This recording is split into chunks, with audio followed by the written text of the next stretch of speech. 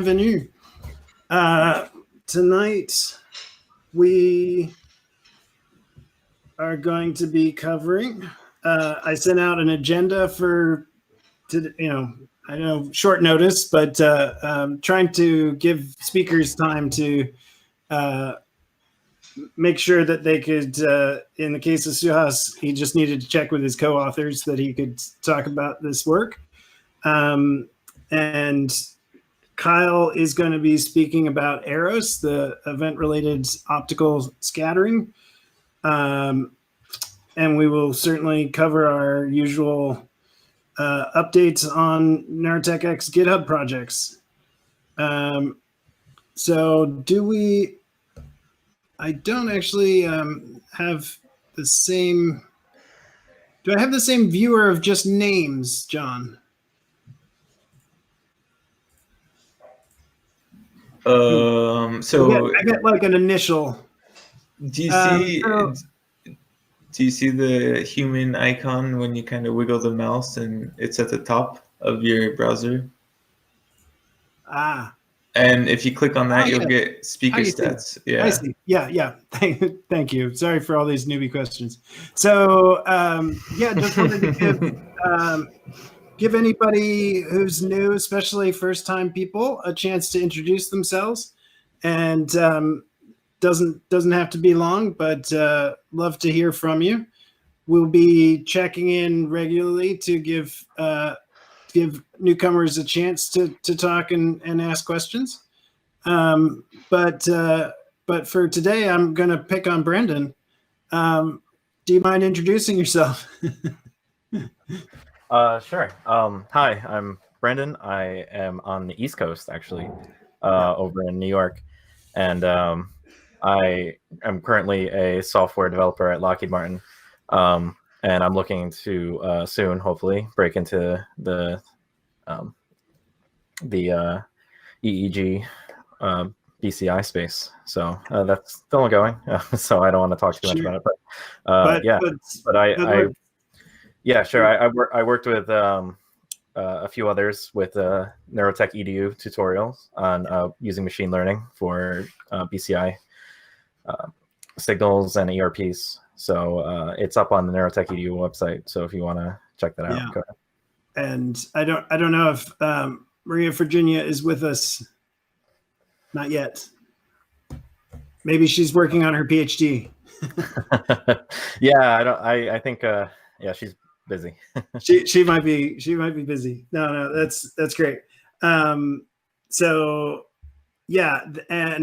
why I was particularly happy that Brendan joined us was that in addition to the software projects, on GitHub, the learn.neurotech.edu site is stored, and that's where Brendan made the change. So when he added when he converted the Google Doc, it was Google Doc, right?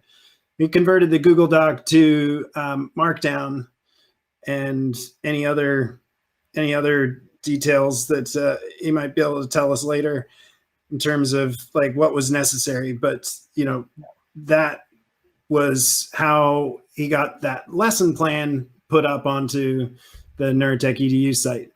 And I'd love to see one of the things that we're kind of regularly doing and talking about is what changes could be made there. Especially with hopefully, hey, is Michael on? I don't know, but for all the NERS work that we could add. I am. Yeah. Sorry, I was on mute. No worries. Hi. Hi. Are you're almost done with self-quarantine? Yeah, I'm back at home now, so okay. I'm out of the hotel, thankfully. Good to hear. Anyway, we'll hopefully get a bit of an update on the NERS, and it would be great to see what we could do in the interim, that's the way to basically make pull requests on GitHub to the learn.neurotech.edu projects. So, all right. Anybody else would like to introduce themselves? No pressure, but now's a good time before we jump in with stuff. Hey, I'm Ryan. I've Yeah. been going the Neurotech SF Hack Nights for a couple of years now. It's been a couple months since I've been at one, but I'm happy to be back. I mainly hang out at Noisebridge and enjoy trying to integrate neurotech and bio technology with VR. Yeah, and it's a regular at the general meeting. So thanks, Ryan. And Hello, Ryan's also streaming. Yeah, hi. Oh, hi. I'm not sure. This is new for me. Can you guys hear me? Yes. Please. Okay, I think there's a lag though because of the Wi-Fi on my end. But anyways, this is the first time I'm attending this hack night, and I'm product manager in the ML security team at Salesforce. And I have been, I guess I came across Neurotech 6 months ago, and I've been taking courses and reading about it since then in the evenings and weekends. And it's so awesome to find a group that's dedicated towards learning more about this area. So whoever created this group, thank you so much for that. Happy to be here. Well, Yannick is on right now. And have you joined Slack?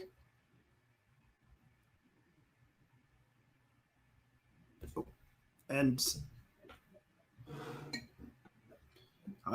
maybe she will be back. Yes, I have. Yeah, and it's been great just looking at all the resources that's put up there. Great, awesome. Well, please chime in with questions.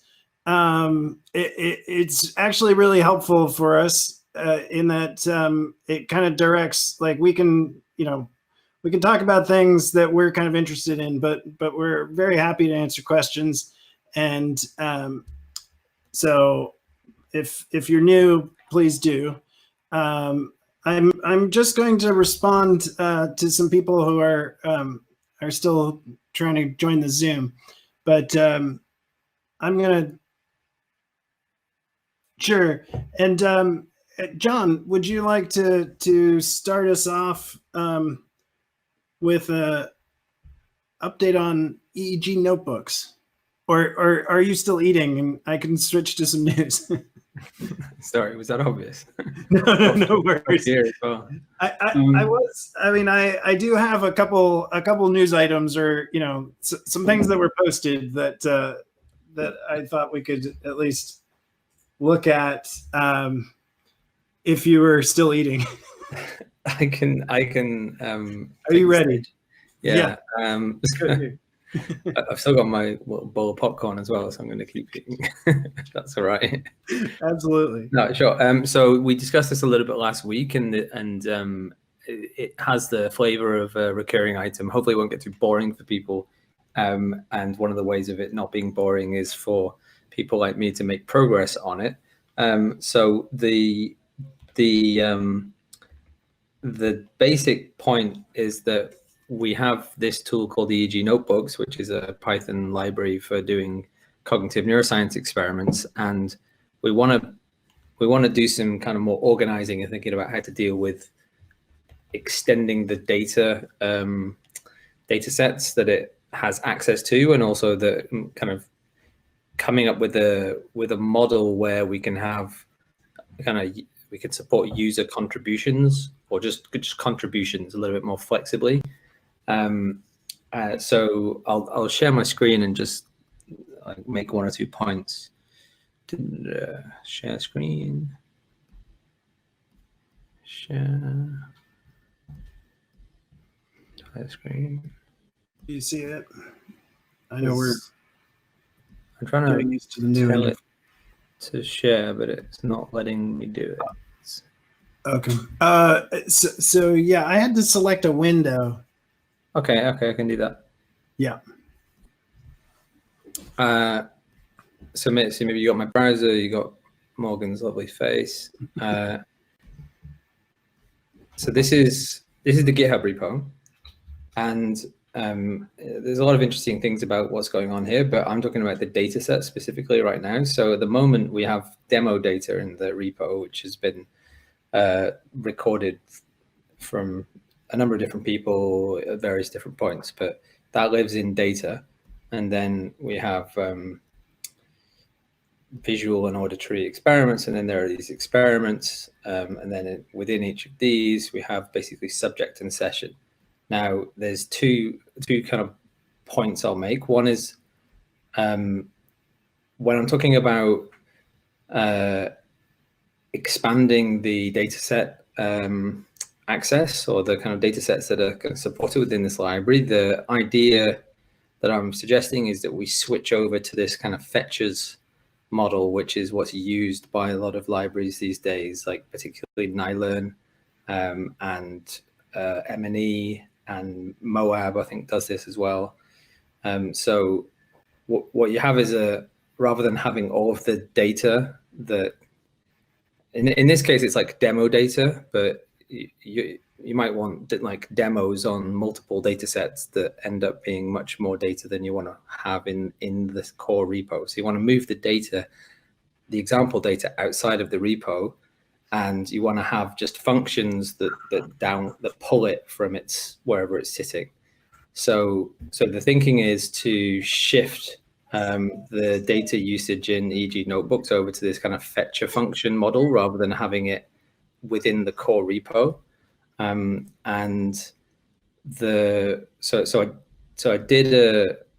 wrote a minimal little function to do this over the weekend, I think, which I'll just kind of navigate to. Here we go. So you do from, have I got a use case here? Like we say from notebooks.utils import datasets, then datasets.fetch dataset, and then say what the experiment is. So N170, I've recoded things. So rather than like visual / N170, we don't have that like redundant sensory domain folder. So we just have like visual -N170 or auditory this, visual this. But in any case, you call like fetch dataset, and then you say what the experiment is that you want to download. And then you can say which subjects you want to grab, which sessions within which subjects you want to grab. And the other thing here is site. So this is the second point that I want to make about what the aim is here, which is that,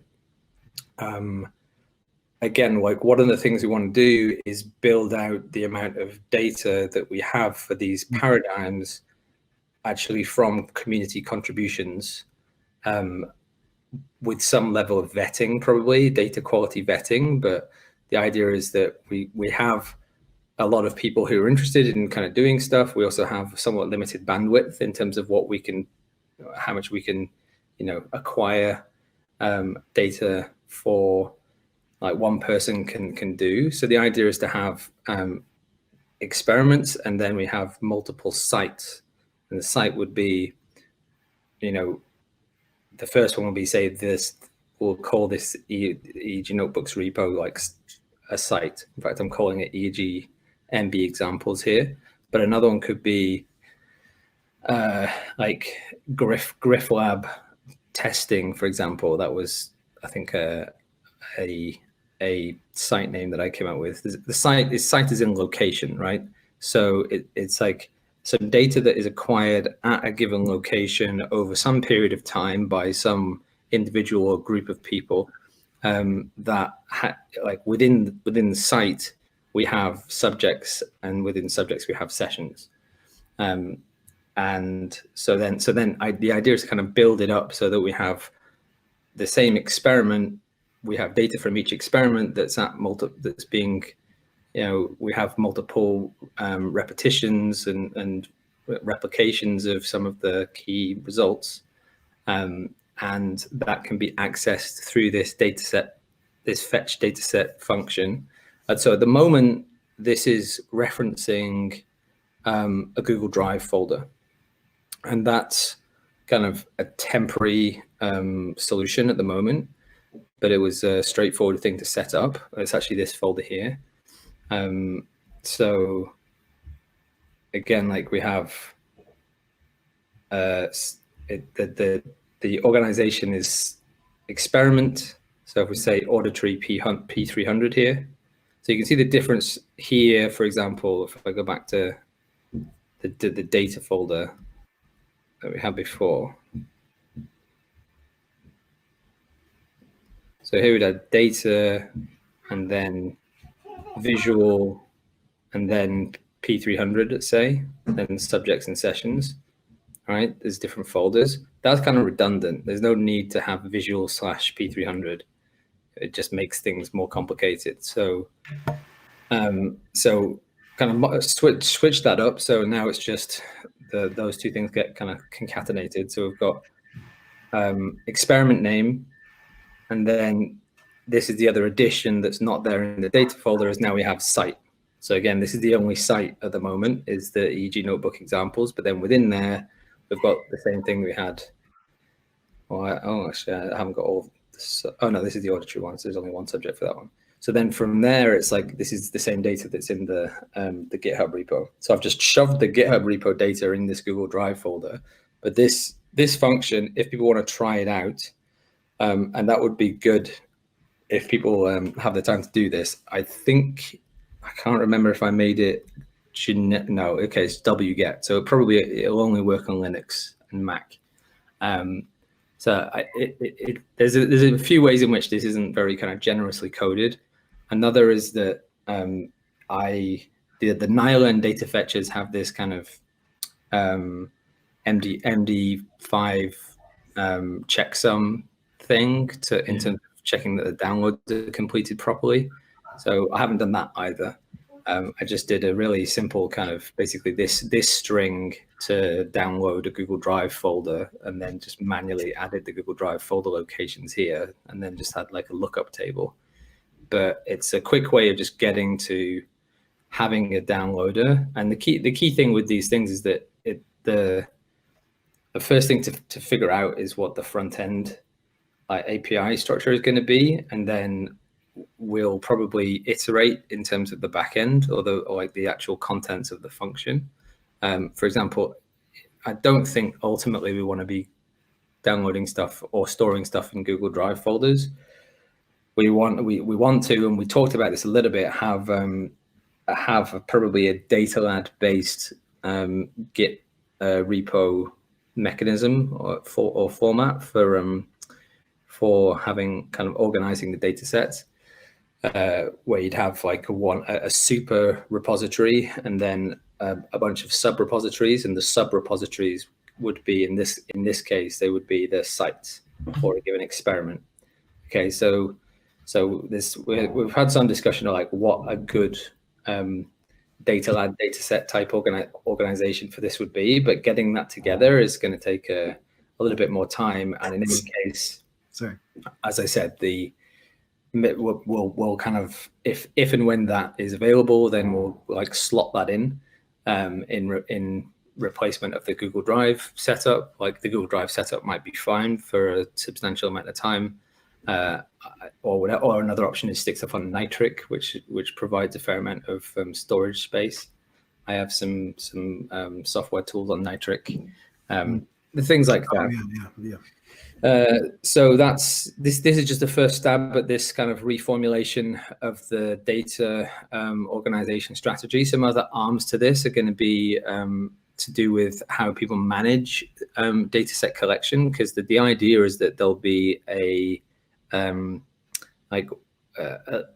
minimum of like one keen, clued-in person at a given site who's then getting lots of people to come and sit and look at for pictures of faces and houses and record EEG, right? So we need some instruction on kind of how to be an experimenter, including things like managing anonymization and maintaining kind of a spreadsheet of subject IDs to names and stuff like that. And then there's also a consent component that we want to have in there as well. And I've been looking into setting up a Google form that hopefully should suffice for that. Although strictly speaking, none of that is ever kosher until it's gone through an ethics committee. But those things are in the picture as well. Any questions on that? That's it for the summary. It's just a modest update. I mean, that makes a lot of sense. And I think having that kind of like get data set function would certainly work for, users to pull some example data. And then, data lad is kind of the bigger picture solution for integration across, multiple locations and data collection points, and this idea of being a data publisher, and then data lab kind of aggregating that in wherever we have some actual physical storage. John, have you played with data lab anymore since last week? I know that's a short time, but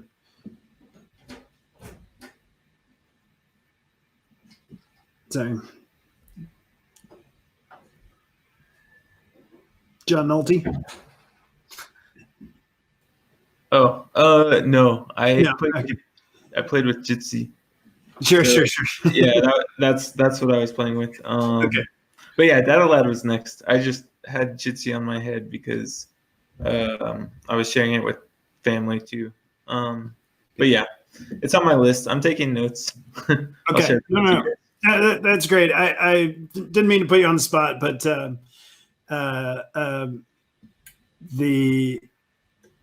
you'd said something on Slack, just to being interested in that. I think the conversation was something like I told him I would send him some notes, and then I didn't. Oh, okay. So sorry, John. No worries. So John, concerning the data, you can stop sharing your screen, I guess. Now right. I'm kind of like seeing myself. So we do have a lot of student clubs. We have like 20-something student clubs. Most of them have muses. So how would that work? Because we could have like a lot of kind of like different sites where we could test to roll that out. So it would be easy to kind of like get the buy-in for a few student clubs, maybe to kind of like try and test it. So they would all be kind of like creating new site, as you showed in the code. And then for the subject, you mentioned something about the subject ID. So internally in your site, you keep kind of a record of the different ID of the people, so that what's uploaded is anonymized, or there is kind of like a just ID number. But over time, if, for example, a student club, there is kind of a change in members, they need to keep track. So if they add new subjects and the same people do it maybe a month later or something like that, we want to keep that as the same subject. So what kind of structure do you propose to keep that information internally? Right. So these are all excellent questions, and I'm trying to figure out how to stop sharing my screen. you've done it. Oh, you did? Oh, you did? Did You I? did. I did. Okay, fine. Yeah. So it relies on. I mean, the thing is, what we're doing is we're doing something a bit ambitious in a way, which is we're giving a lot of responsibility to people that normally rest at the level of researchers, right? Or we're kind of like shifting. We're offering people to take on that role, and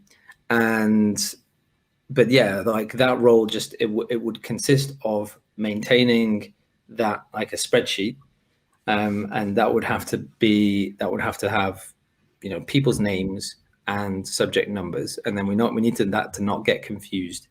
And that's one of the things.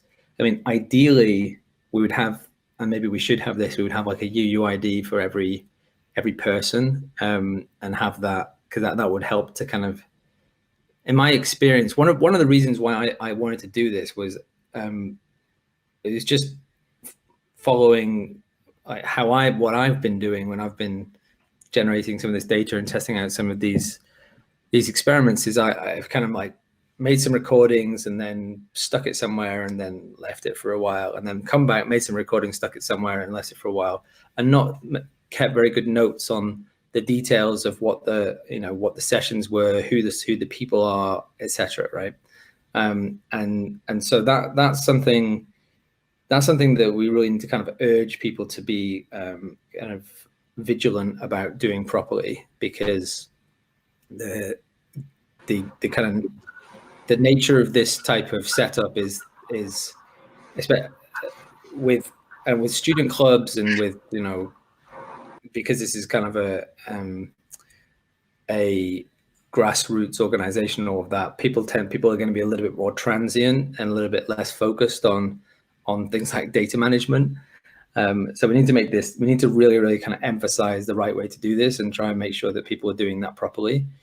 But yeah, so the answer, like Yannick, there's two kind of ways that I see this happening, or there's two things to say. One is with the Google Drive folder. The Google Drive folder is, as I said, it's kind of a placeholder. So, or it doesn't need to be a placeholder, but at the moment, I would probably, if we kind of go large scale, shift it off my Google Drive, for example, and put it somewhere else. But we probably need a meta management level of like what comes in.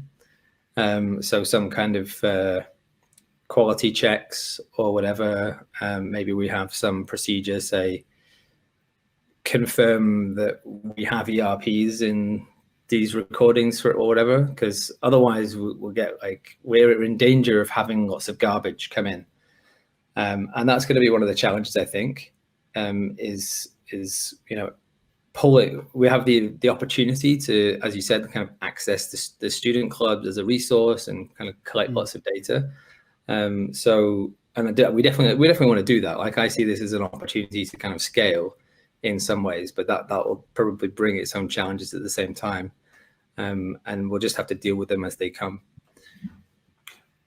So I had something to say about this, and because I think you will run into that especially if you're recruiting data from people that are affiliated with institutions. Each institution is going to have their own set of policies around how that kind of patient data, if they're patients versus just walk-in subjects and things like that. So, I mean, I would suggest looking at how, so the seizure data set that was released as part of the challenge. So all of that data, they actually provide a function called strip private data. And so basically they collect in a standardized way, and the individual doctors and the medical system there has some place only accessible by HIPAA folks that ties a person's name to their patient ID. But otherwise, before that data gets sent out and gets published to the wider world, that there's a standardized function that strips that data out of those locations so it can be published in a safe way, and in a way that respects the privacy of those people and whatever institutional policies you have in place. So you can do that in the technical way with Git pre-commit hooks and things like that you distribute, and also that allows each individual data collector to comply with their institutional requirements, because those might be really severe. Yeah, so this is an interesting point, and this is something that I think we're going to have to. Well, it'd be good to get people's input, people who have some kind of knowledge on this front, but I don't think this will work if we assuming every single person who's doing this to get their own local institutional ethics approval. Like, this needs to go through one institutional ethics approval, and that needs to sanction the kind of the delegation of data collection to people in multiple locations, and it needs to cover the making public anonymized data. Now, the anonymization part, that's not really an issue because there's not going to be any public data, any personal health information or any identifying things going to happen. It's just CSV files with time series, and the only identifying thing should be the spreadsheet that the person who's making the recordings is maintaining, that they don't share with us, they keep to themselves, that links the person's name to the subject number in the folder. So that never goes anywhere near, the public domain. And then there's no identifiable information in these time series. The ones that you're looking at from Temple, Andre, is so those were collected on a clinical EEG system, and you see in the paper they use this particular software, NICView. So they're when they collect it at a clinical site, then they put in all this stuff that they put in extra stuff that we don't normally get with at least EEG notebooks and Muse. That's the kind of anonymization that they're doing, which we haven't quite gotten to EDF. These CSV files aren't even we don't even have much. They're not covered by bids yet. But I mean, I guess the situation where, let's say you're a junior researcher and you set up a place where you can have people collect some data, maybe a grad student or somebody is collecting this data. You don't think that every institution is gonna be interested in how that's being run, even if it's going under kind of a central. Sure. They will. I mean, it's a good point, but if there is an IRB, then there'll be a process for that. I'm actually more interested in people at home being able to contribute to this too, or at least I want to have that as a use case. Yeah, Kyle. Yeah. So I think that the idea would be that a single institution or a pair or a group of institutions would be the governing IRB, and the experiment would be created such that it's deployed in the real world on the web, and anyone who goes to some website or downloads the GitHub or however the UI is goes through an ethics approval form that lays out the consent and tells them everything that's going to happen. Gives them the links to the PIs that organize the IRB. And so then a grad student that was using that tool locally at an institution would probably also, I think if they were being careful, they would apply for their local ethics, but they would say, we're using this tool that is an online experiment. Yeah, I mean, it's a valid point, Andre. Like, you have to negotiate this stuff, but I'm still like, will this be able to extend, John, to somebody at home? I mean, the student clubs are kind of like a special case. I mean, and a good one, because they're in a sense, they're a bit more motivated. They're going to have a little bit more structure. But what about the bottom line is I literally don't know yet, like how sticky that would be to kind of get through an IRB. Like, I think the kind of sensitive point in terms of what we've talked about so far is this kind of delegation from me or whoever's kind of doing the IRB application to the kind of third party data collector group, right? Who, in a sense, they're kind of part of your research team. So there's like the wording and then the fact of the matter about what the relationship is between those two. And that's something that I think that's where I would imagine there being kind of questions raised. And then what you're talking about is like a version of that, but something where there's, let's say, like a very, very minimal relationship between us and the person doing it, and like that, they'll want you to spell it out in detail. But if we're going to say like, I'm literally going to have no conversations with the person who is doing this, then that might not fly. But we're gonna have to look for examples. Like we're gonna have to look for reference points on how to do that. It's an interesting problem, right? It's an interesting thing that's kind of somewhat uniquely posed by the nature of this organization. So it's the kind of thing that we should, take the initiative in trying to figure out. But I know that ethics is like a minefield. I don't think it's that different from studies that you get sent from so-and-so is doing a study and here's the consent form and you click through their experiment. And I guess you're getting them to do data management, right? That's the thing. You're getting the user. Yeah. And that's why maybe like there might need to be, for it to be a take home or anyone can do it, like an easier to use front end than the EEG notebooks. Yeah. A web interface.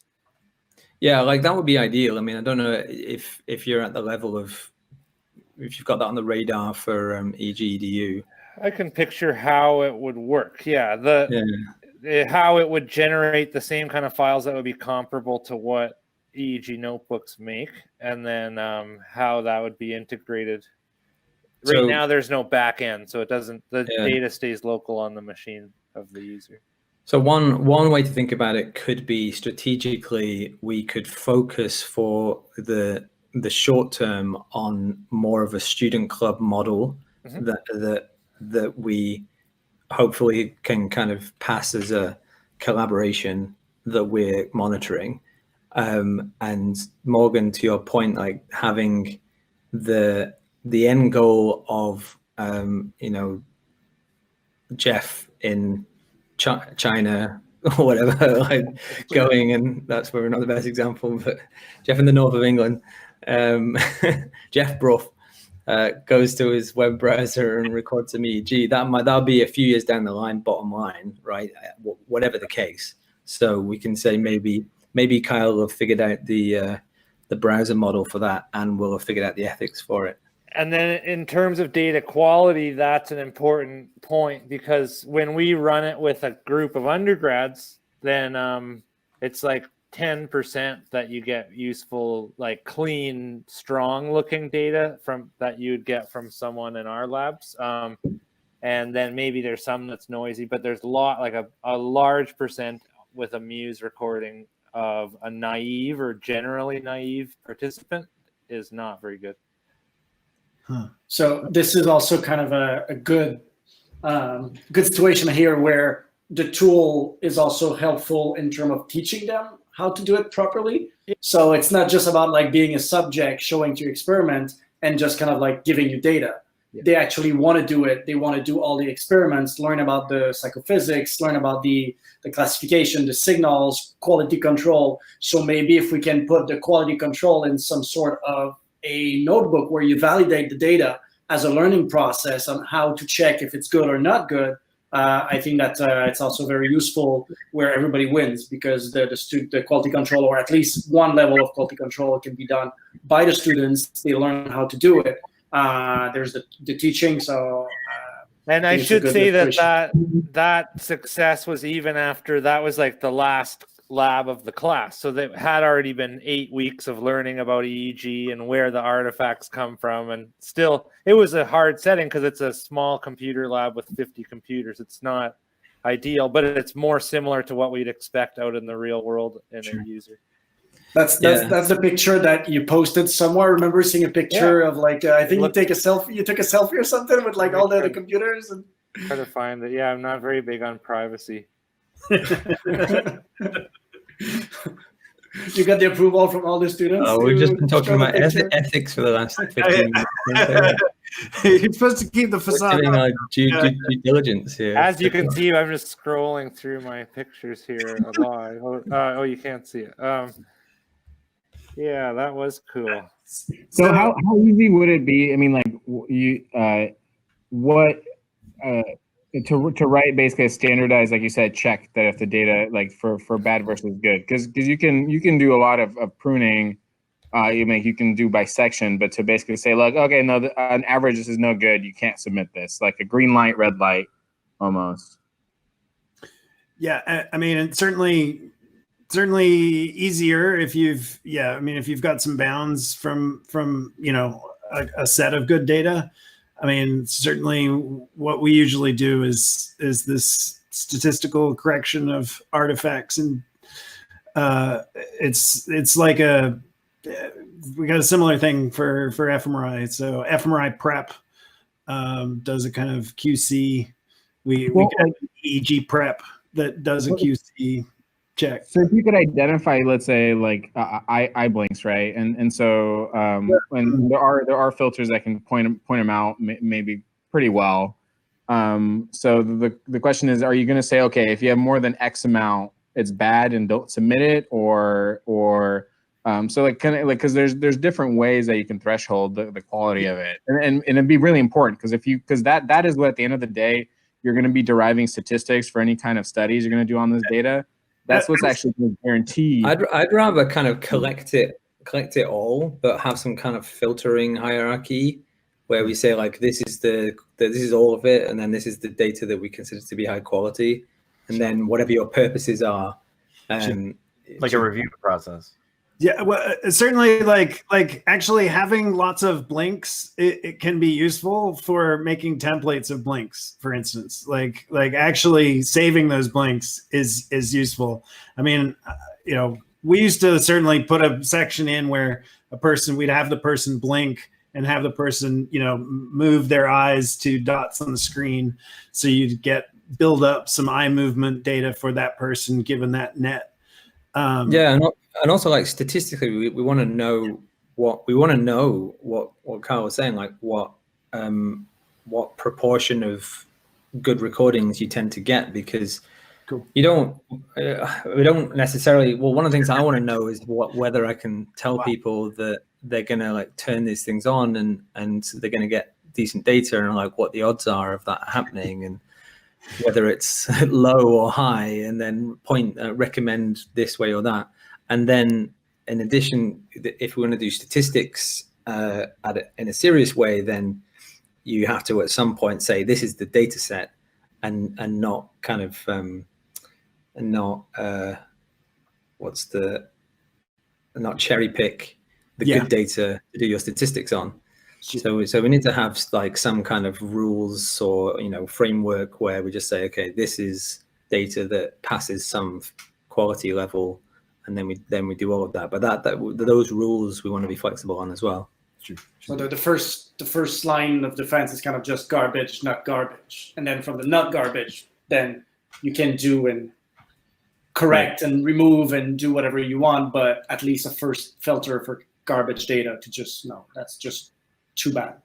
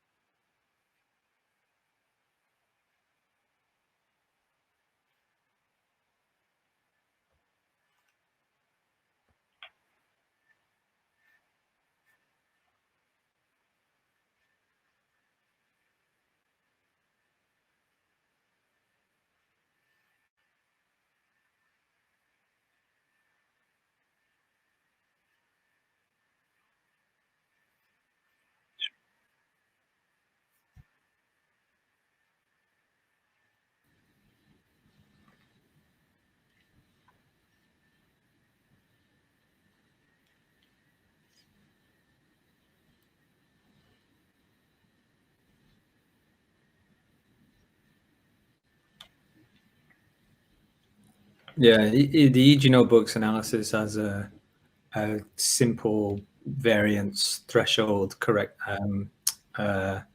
trial rejection mechanism, which is it actually works quite well. You can tell when you have bad data because you only get kind of 10% of trials remaining, and you know that that's right because when you relax the threshold, you get garbage. So that's a simple one. I'm interested to know if that quality index is coming directly from the channels or one of the other sensors or something. Because if it's coming directly from the channels, then maybe we could reverse engineer it.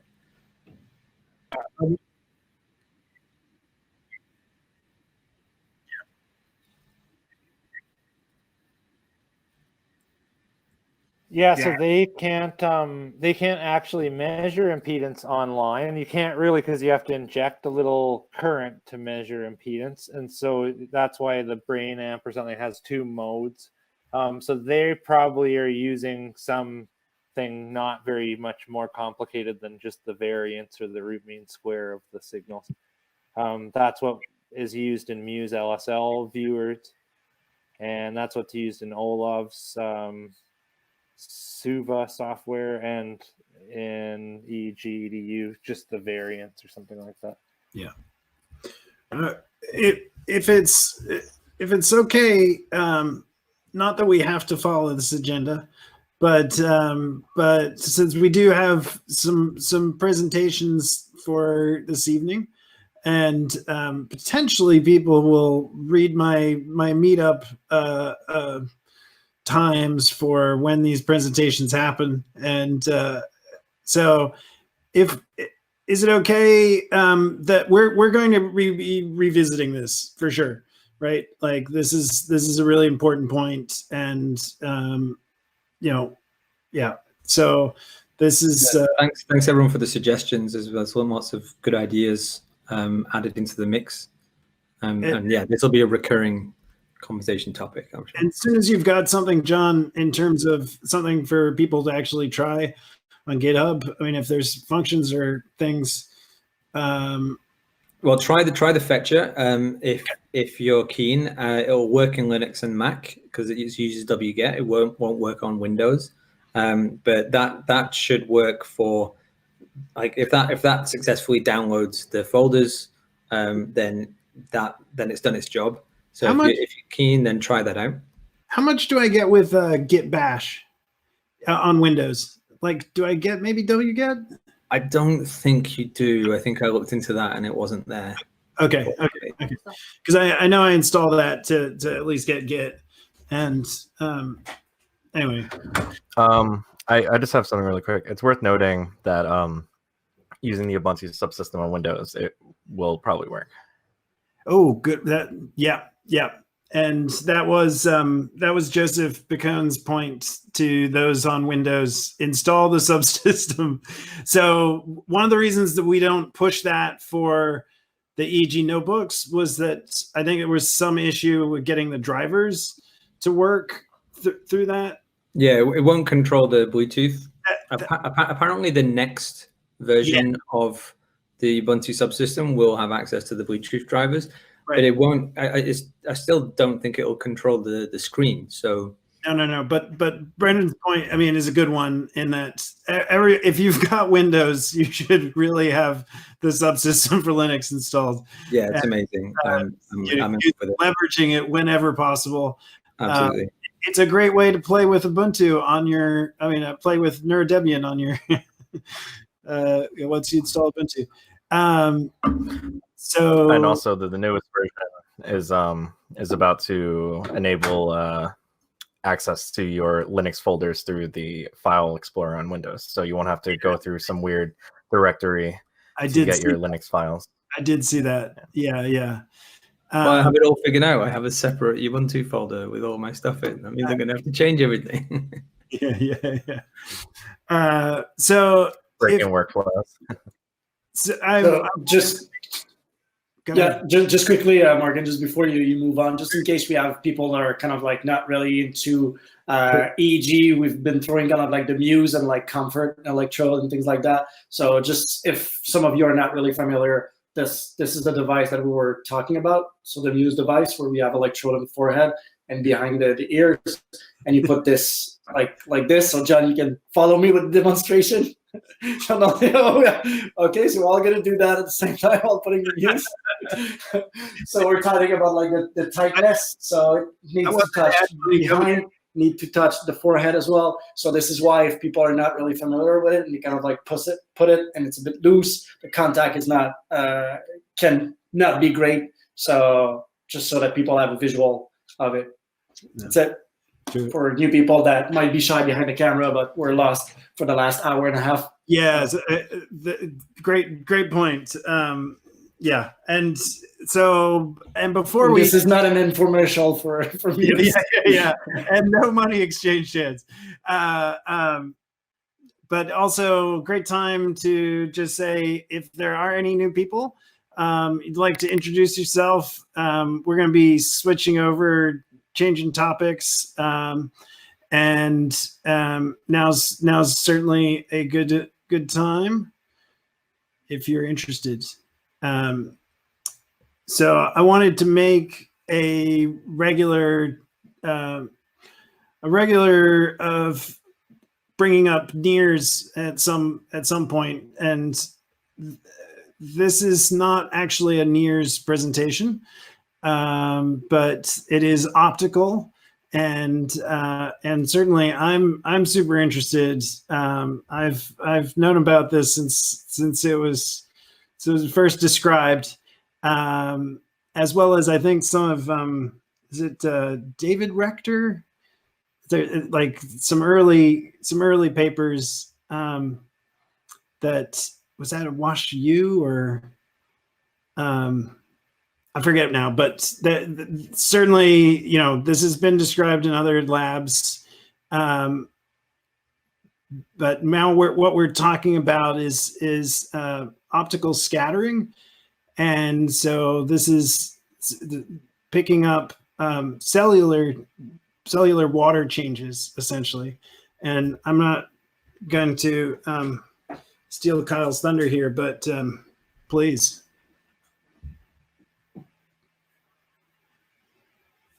Hey, now you can hear me. Yeah. I'll post the slideshow here in the chat. And Kyle, if you don't mind just telling people who you are and oh man, I forget.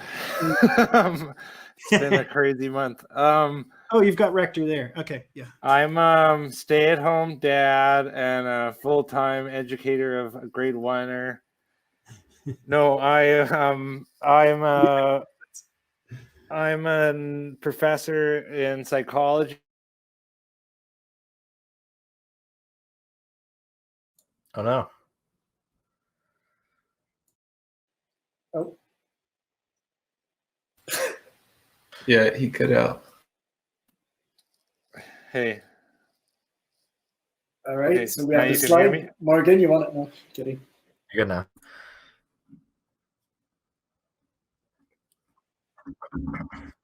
I got it. Hi there. Hey, Kyle. Sorry. Can you hear us? I can hear.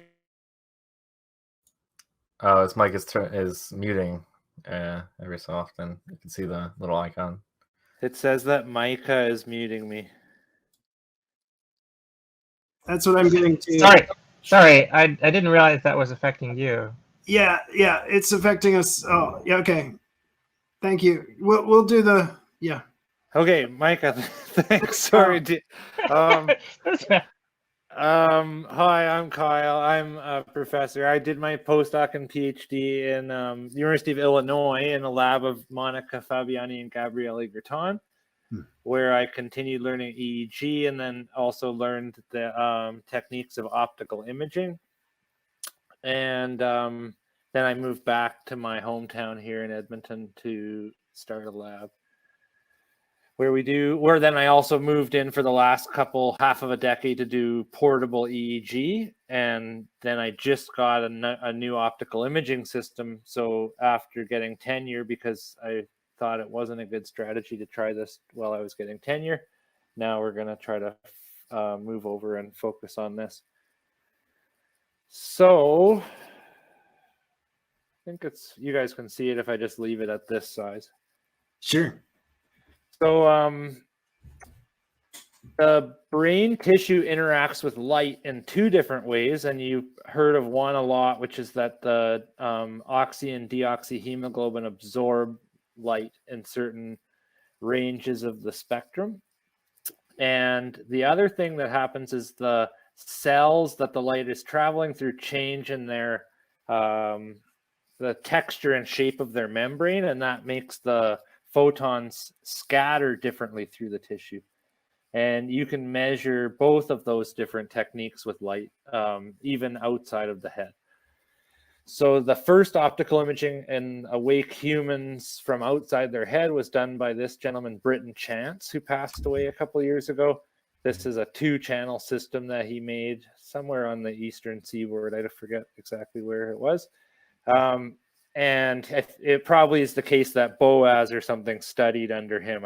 Is that true? Yeah, I believe so. Yeah. And so the basic idea is you shine in light and you measure light coming out. And for you guys, this is completely silly to hear because your watches and your phones all do this. But when I did my grad school, there weren't technology you could buy at the store that did this kind of thing. Okay, so the one good concept is that the light that arrives at the detector is most likely to have traveled through a certain circumscribed part of the brain. And it looks kind of like a canoe or a banana, because light that goes, that starts to scatter too shallow will leave the head, and then other photons get lost elsewhere. So the most likely source of a photon through the tissue is through this probabilistic path that you could imagine also being weighted. So there's an area in the middle where there's a high probability of there being photons, and then a drop off. Okay, and then the other main concept is that people ask is, how does the light go through the tissue at all? It seems like we're not transparent, but in fact, you all are transparent, and I can see that your physiology right now. I can see the remainder of the light that's not absorbed by the tissues inside of your body, bouncing out. Some of the light that's coming to me is bouncing off the surface of your skin, but the pink light is getting, the rest of the colors are getting absorbed, and pink shades are bouncing back towards my eyes.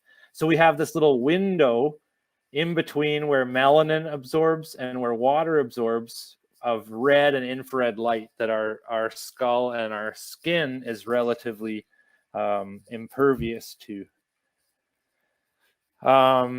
Is it impervious the right word? So if you zoom in on the spectrum, you can see that the oxy and deoxyhemoglobin's absorption spectrum of light, so how much light they absorb at different frequencies of the wavelengths, crosses over. And the idea of NIRS is to use two wavelengths that exist on either side of this inflection point so that you can plug those things into this formula we won't talk about and arrive at the estimates of oxygenated and deoxygenated blood. So you can do like retinotopic mapping or all sorts of cool stuff. In terms of portability, this is a slide back from when I was in grad school. So this is, I wish Josh Brewster was here to see this one. This is like what I was imagining the best, amazing NIR system might be like, because you couldn't print flexible PCBs for $1 and get them shipped in a week to your factory back then, but now you can. So here you can see sources and detectors, but they're all rigid on rigid circuit boards that are just bendable a little bit. But now there's products like this Kickstarter. You might have seen our colleague John David Chiabuck's making this company Blueberry, and there's other people in the space as well. And I think he's working with Josh, or they were working together. Well, I think Josh did a prototype for him. Right. Yeah. And then we were imagining kind of next generation of flexibility. So I was working with people at Illinois that were printing flexible circuits onto thin PC or PDMS, so plastic backing, that are so thin that they can stretch and they can adhere to skin. And so we were printing little kind of dime size LEDs that could fit onto your skin, and we were using cameras to image the light coming out of them. So this was one way we thought about kind of portable physiology sensing with light. And we had a crazy setup here with like a camera filming light going in and coming out of our foreheads, and then we were doing certain tasks, and you can see the heartbeat here, and maybe you can see some overall changes in the intensity of light during cognitive activity. But that's cool because that's almost like Star Trek, right? You're reading someone's brain. Besides, if you could shine the lasers from across the room at them as well, then you're doing contactless brain imaging. I had a quick question. Is there Yeah, please. for coherency? Say that again. Is there a requirement for coherent light? Can you remind me what coherent light is? It's like, I mean, as opposed to like an actual laser that Oh, emits good. single beam where the photons are in phase with each other, as opposed to No, there aren't. So they're laser diodes in the machine we have, which I don't think are as coherent as like a laser source. But you can just use these are LEDs, obviously, which aren't coherent. But yeah, you'll see that when we talk about scattering, you need to do a different trick with the light. And I guess one of them could be to use coherent light, but you have to somehow measure the time of flight of photons, estimate the time of flight of photons. There is a subset of NIRS or of this optical imaging that uses coherence, but I forget what the application is, but it's kind of specific. Yeah, I think so. So the next slide. We'll Google it later. Okay, so if we want to measure the other feature, let's first think about what causes that other feature of interaction with light. So this is the best image I ever have seen of it, is a cell swelling when it depolarizes or fires an action potential. So because of ions rushing into the cell as the gates open, water follows because of osmotic influences, and so the inside of the cell ends up with an influx of volume, and the membrane swells and it becomes less wrinkly. And so it's like the difference between raisins and grapes. So when your brain is active, you got a bunch of grapes, and the light will not bounce off and travel a little bit further through the tissue and arrive back at the detector, and light travels at a constant speed. So that little bit of extra distance, whatever it might be, a millimeter maybe or less, is going to lead to a slight delay in the light getting back to the detector. So the simplest way you could measure that is to shine one photon at a time in and measure it coming out, but it's going to take a while and you won't be able to measure that many photons coming out. And there's probably a way with coherent light sources that you could do something smart as well. But the other technique that's cheaper that they use in this company that we buy our product from here is awesome. Is heterodyning. So they modulate the intensity of the light at a frequency, and I'll talk about that. But the classic results from Rector and back in the 90s was that if you pulled out an axon of a squid and you record the electrical activity of that axon, and you also estimate the light going through, you can measure coincident changes in the electrical and optical signals. And you can also do that. I think this was an implant or it was in a slice of hippocampus. Oh yeah, here's slice of hippocampus and an axon. And this evolved into a whole field, which you may or may not know about, called intrinsic optical imaging. So animal researchers all over the world open up the brains of animals and get a visible window, and then they take a camera image of the brain in different situations. And this can measure changes due to blood, but it can also measure scattering changes using these kind of techniques. So here you can see a cool study of tickling different whiskers of a mouse, and you can see changes in the scattering of light and coincident optical and electrical signals from the tickles.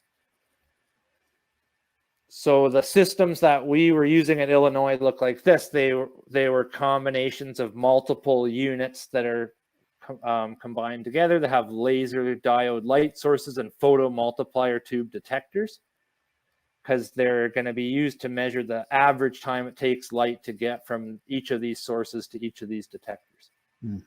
This is in Ontario somewhere. I don't know if that lab is still doing this kind of research.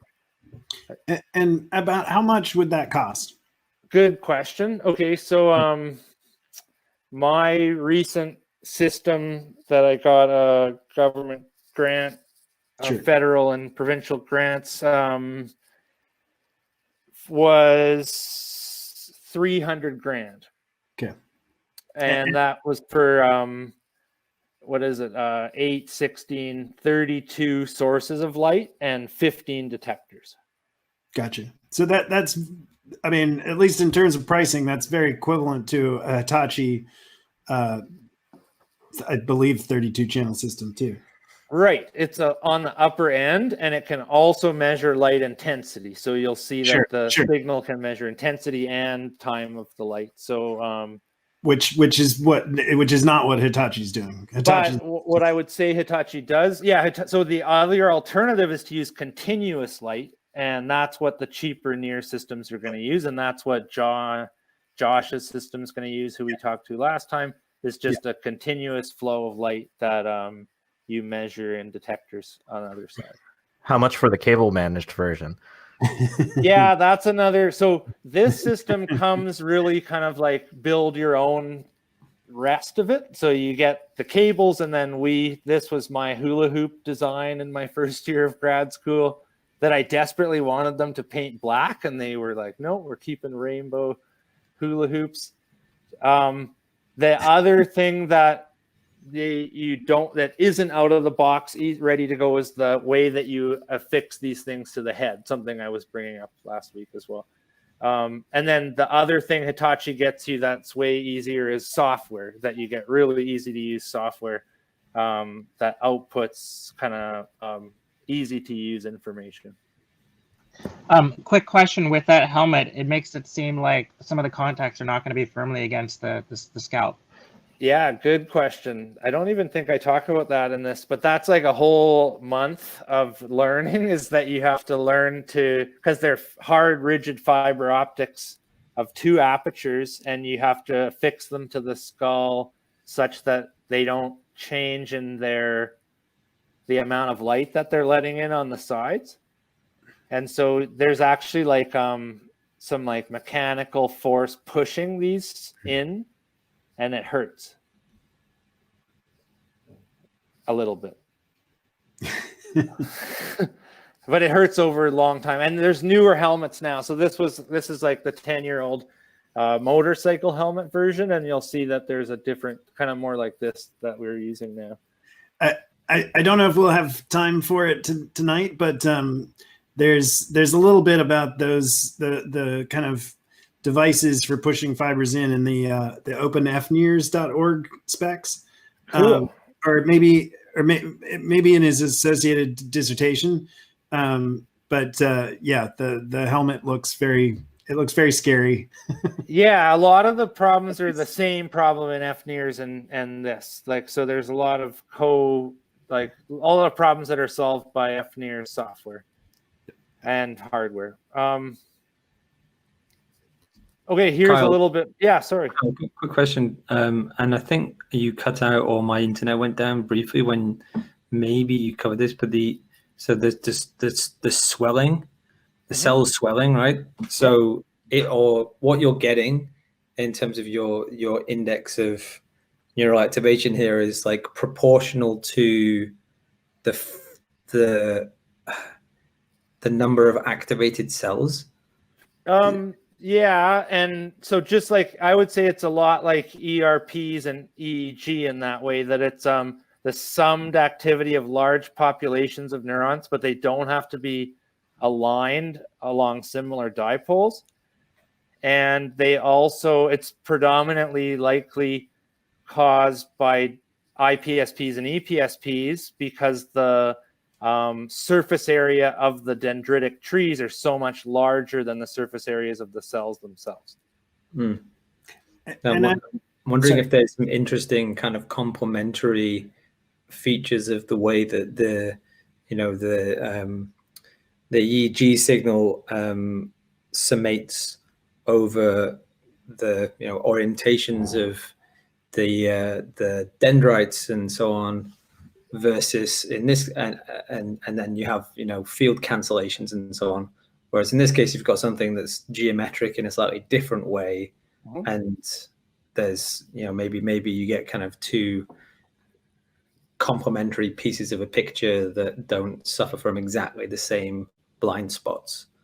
Yeah, I'll show how we've combined EEG and optical together in two ways to kind of get at that idea that it's seeing it from two angles.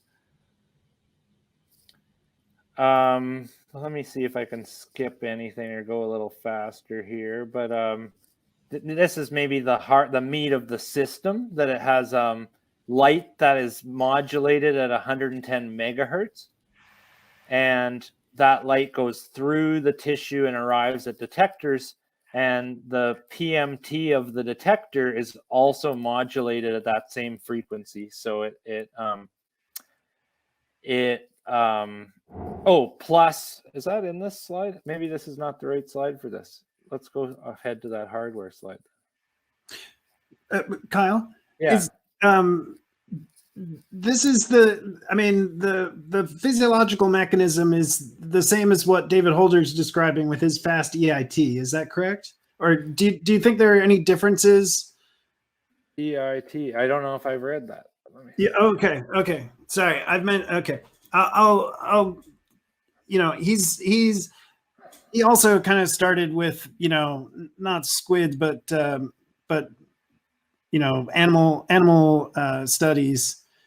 And he's doing electrical impedance tomography to try and capture, what he calls fast EIT to capture cell swelling.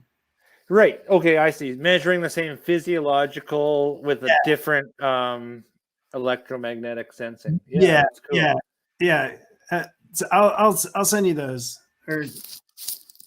Yeah, so it's another way of measuring the change in the scattering properties of the tissue that we think are coincident with the electrical changes in the tissue. Yep. And it may be more useful in certain situations. So here is the biomedical engineering, I guess. You modulate this laser at some megahertz frequency. You modulate the PMT at the same frequency plus a beat frequency. And the combination of that modulation and the incoming light creates a much slower frequency that gets phase shifted by delays in the time it takes light to go through this tissue. So you have a waveform that comes out that you put through an A to D and an FFT, and you pull out this frequency from the data, and it gives you a magnitude and a relative time that the signal coming through that tissue. Is that clear? Is that any bit clear?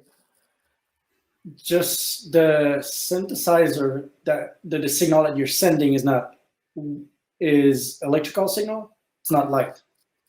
Yeah. So you mean the signal that goes to the PMT? Yeah, exactly. Yeah. So you're modulating the sensitivity of the PMT at the same frequency that you're modulating the intensity of the light. And I guess that if you Google heterodyning is like the old engineering idea of doing this. So you get a slower frequency, beat frequency on this high frequency carrier frequency.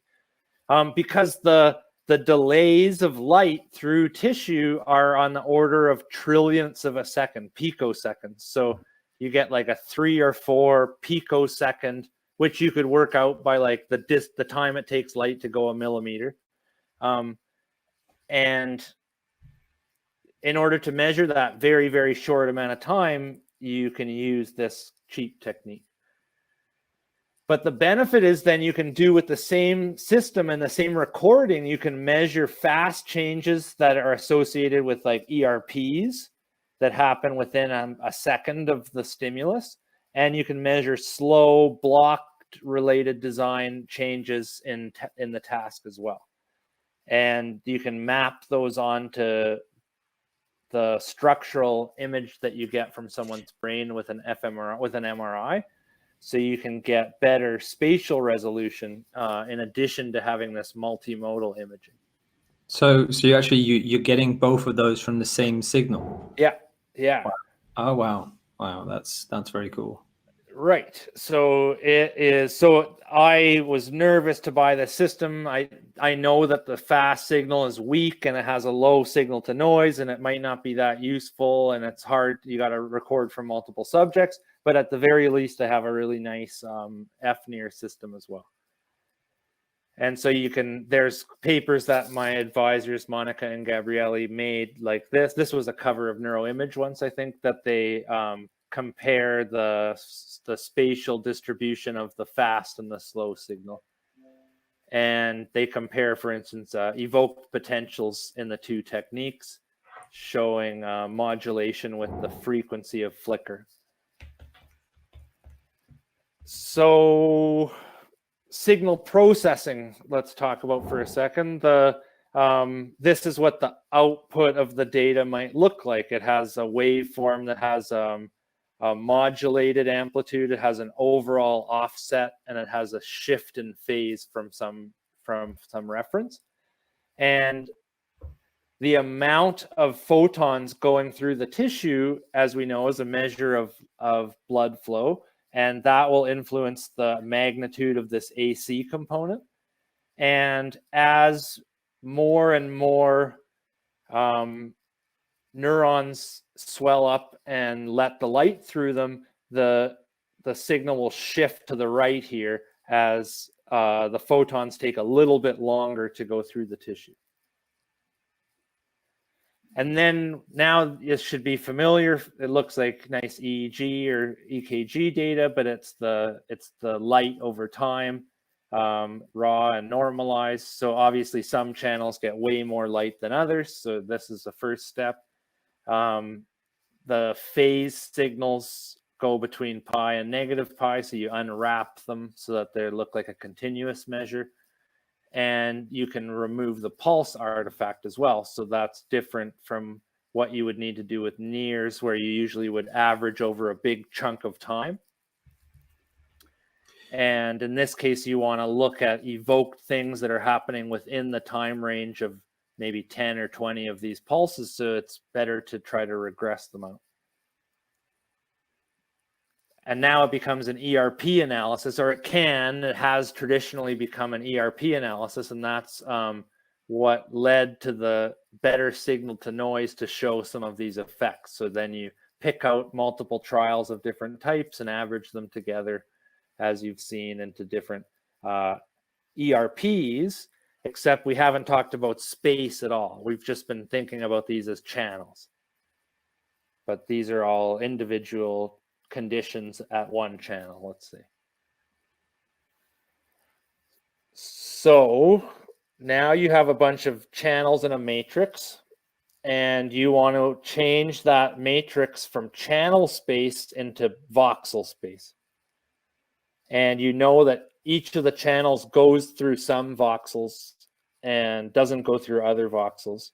So I think you can imagine what the transformation matrix might look like to get from one to the other, but you're looking at like weighting certain, for every voxel, you want a linear combination of the channels weighted by the probability that the channel went through that voxel.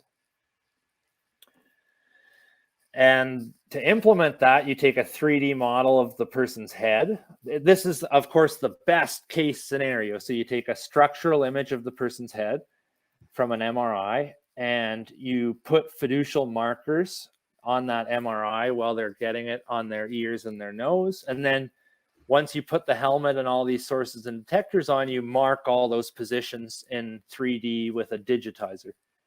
And now you have a scalp, and you have a bunch of points, and you put them on top of each other, and you get some engineer to tell you the right algorithm to align them. And now you've aligned them, and now you know in brain space where each of those channels were.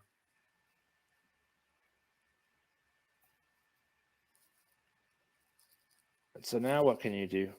I thought that that would be this slide. Okay, let's put this slide in here too. So now you can estimate each of those little canoes or bananas, the path that the light most likely took between each source and each detector.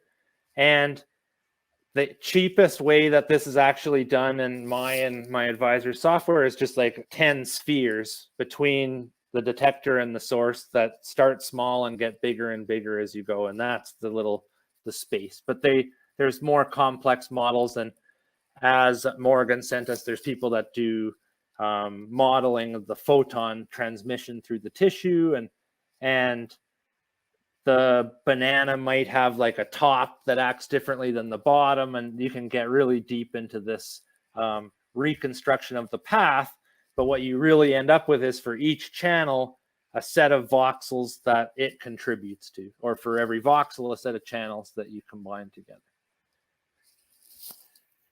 Oh man, there's so much to it. Okay, so headgear and affixation to the head is another major issue, and there's all sorts of solutions. There's these rigid head caps that are pretty good. I think that's what we're gonna try to do.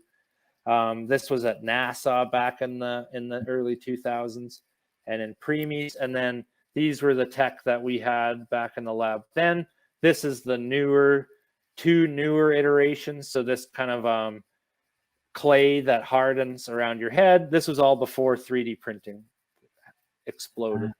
So and then this one is like you go buy some crafts at Michael's and you glue them together and punch holes in them and string them together into these grids. And actually this is what the company sells now. So there's room for improvement in this regard. And I think the best option is these kind of rigid 3D printed head cases that they're using with the new MEG technology. Yeah.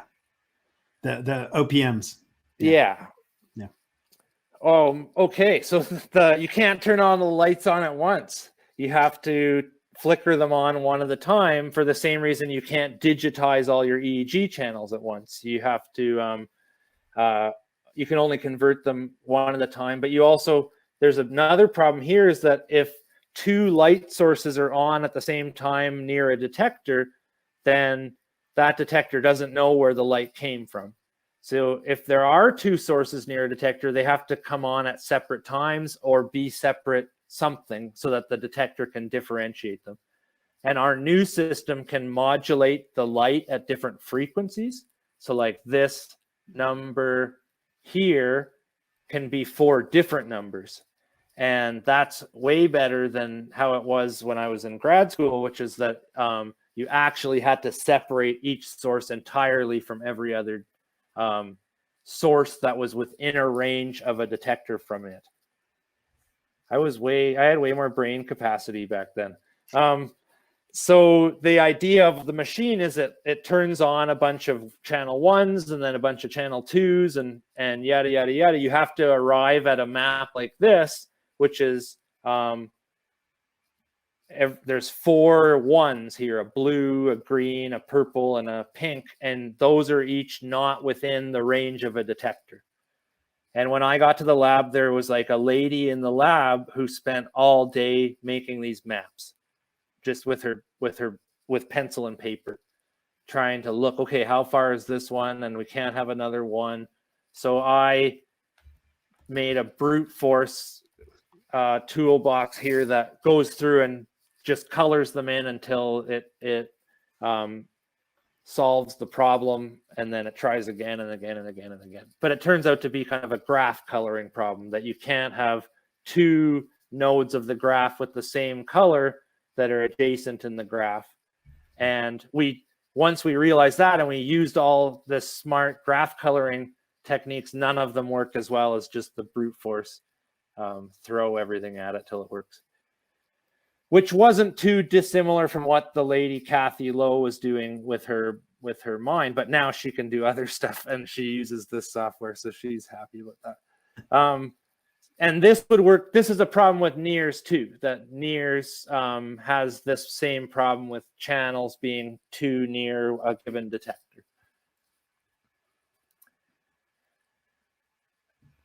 This is describing that idea of the banana path between the source and detector, and then how you could reconstruct the spatial distribution of the signal. But now the final thing I want to talk about is combining with EEG that we did.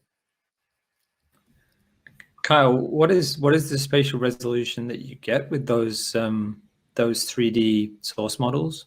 Yeah, good question. So it's not as good as 2 by 2 millimeter Fmri, but it's better than EEG, and it's a function of the number of overlapping channels.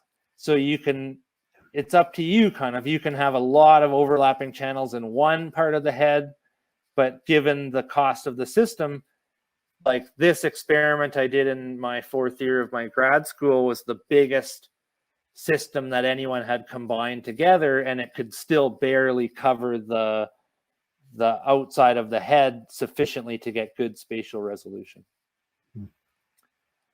So it's a trade-off, I guess, as well, like every good thing is.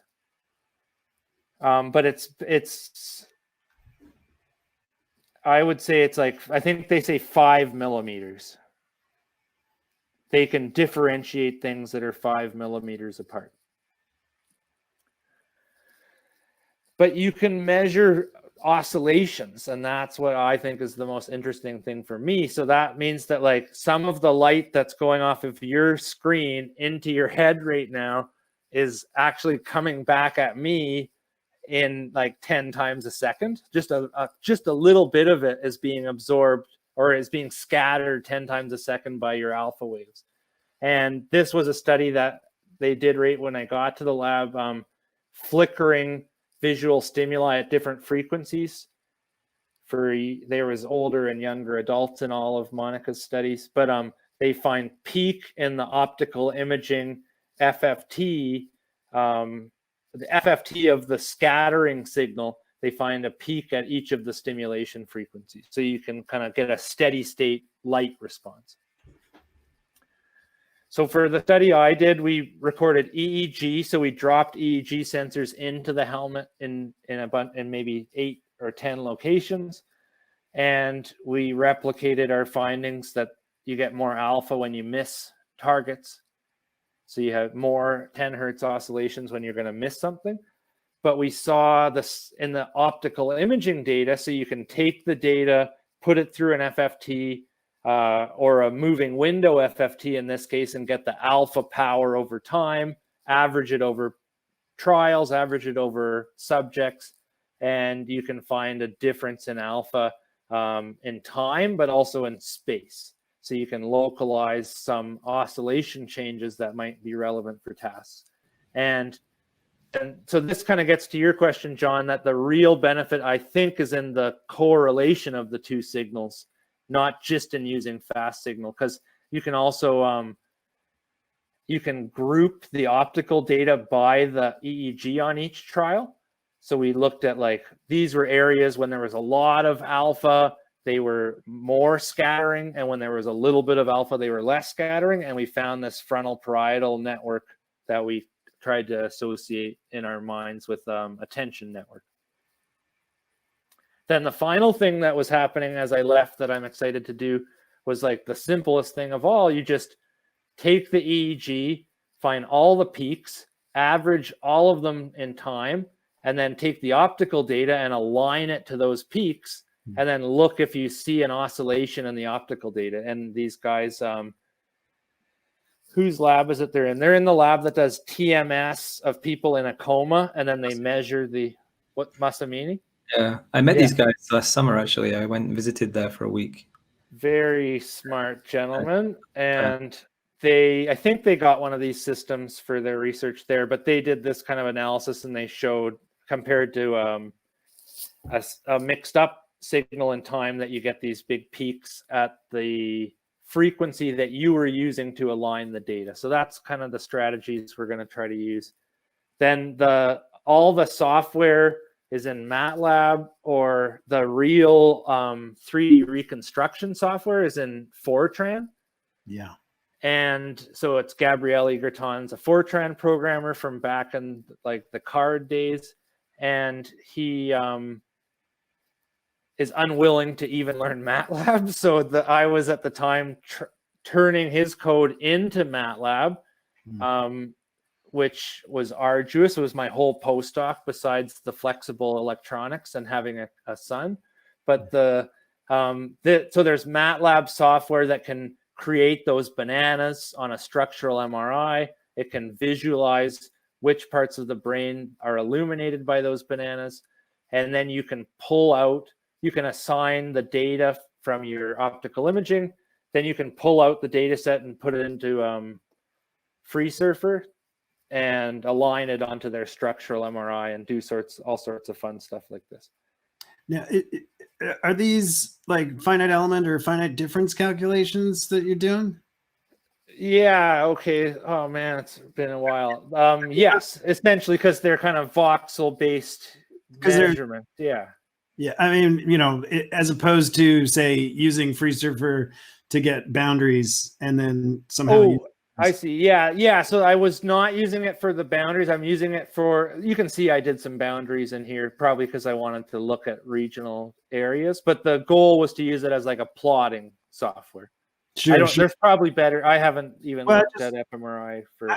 I mean, I'm super interested. I'd love to get Qingjing Feng to also talk about his software and whether that would make any improvements for you. Yeah. I mean, I think so. I take it that there's not a lot of. I mean, in terms of the fast signal, you've definitely got some custom pipelines there, right? Because nobody. Yeah. This particular kind of imaging is There's no. Yeah, so these are MATLAB toolboxes that have been kind of in the Graton Fabiani lab for decades, and they get given out when people buy these systems. We're trying to make them at least in like a EEG lab format, so they're like more useful for people. So that's what my student's doing on quarantine right now, is he's like going through these old toolboxes and kind of modernizing them. And I'm thinking about how it might turn into a Python code, but that's really scary to go from Fortran to Python. Well, I mean, I think you've got a lot of good stuff that you could build on, as opposed to starting from scratch. And yeah, and we're not going to cover it today, but there's some really interesting in M&E. Like there's a lot of Nears code already in M&E, cool. Which again I know isn't everything you need, but I mean I really liked what you had in terms of from your optical system being able to capture fast and slow changes, and those slow changes being equivalent to kind of Nears oxygenation measures, and also. I mean, because of the link to ERPs, what say Solomon Diamond's doing in terms of EEG Nears and like predicting the Nears from the EEG, and some of the so if you've also got some EEG sensors, I think it's yeah. So you saw that too, yeah. I'll look at. Oh, it's never the right site to go to on their school page. I know I can never find his lab site, but people that don't even have one. But he's got a good site. He's got a good site with some great helmet pictures that shouldn't be missed too. But Saul Diamond's got a paper. Michael and I were looking at this from 2015 paper where he's predicting the NIRS from the EEG. Mm-hmm. And you know, if you're actually collecting both, then there's some really, you know, some interesting things you can do to essentially improve both signals, or, you know, signal detections.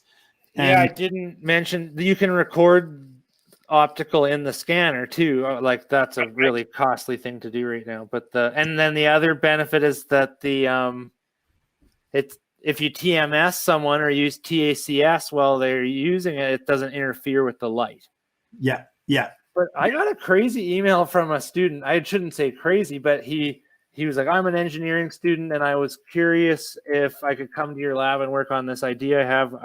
He wanted to. I don't mean to tell the idea, but I guess that, like, if you could better localize EEG activity by looking at how light interacted with the electric field of the EEG. I asked him what he meant by that, but he sounded like a weird thing. Yeah. No?